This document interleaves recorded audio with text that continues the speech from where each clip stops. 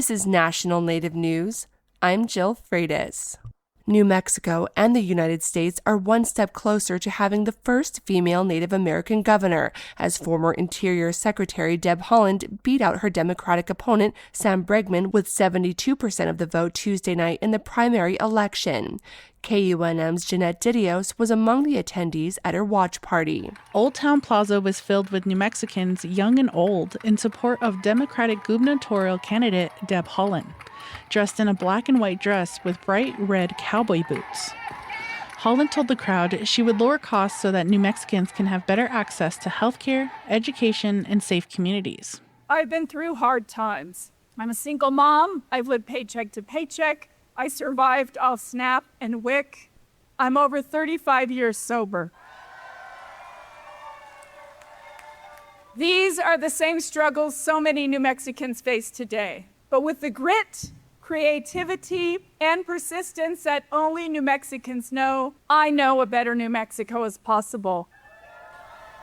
Haaland is an enrolled member of the Laguna Pueblo tribe and served as the 54th U.S. Secretary of Interior, making her one of the first 2 Native American women elected to Congress.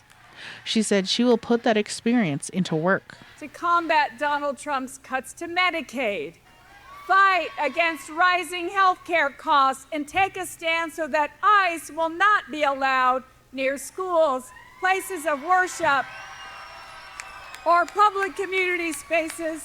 Kalika Tulu, who's Diné and Ute, works for the nonprofit New Mexico Community Capital and was in the crowd.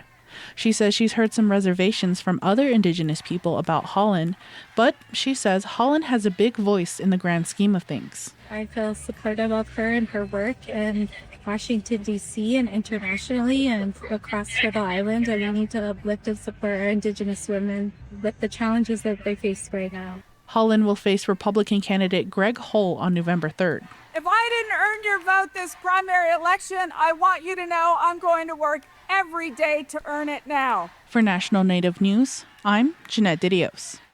The University of Arizona has released a new report highlighting the huge economic impact of tribal agriculture throughout the Grand Canyon state, including $750 million in total economic output statewide.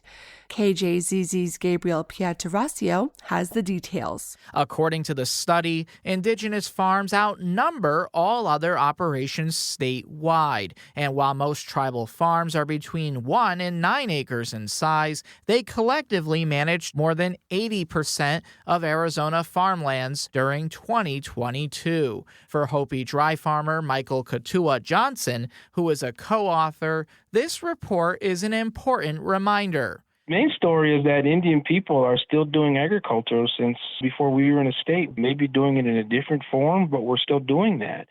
And I think that our contributions have been really unnoticed.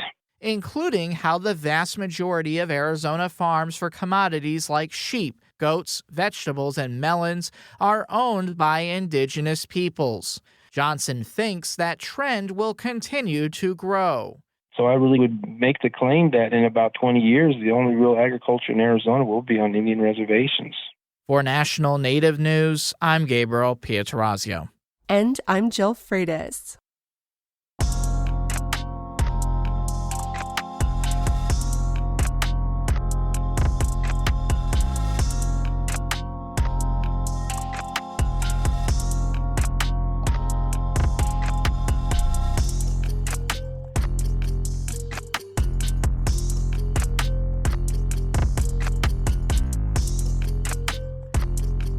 National Native News is produced by Kawanak Broadcast Corporation with funding by the Corporation for Public Broadcasting.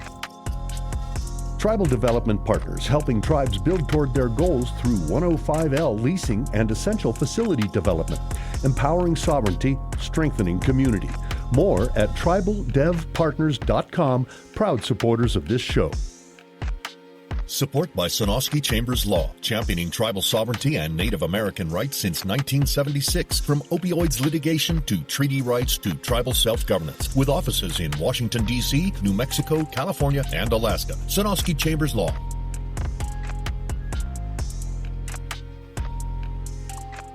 Native Voice One, the Native American Radio Network.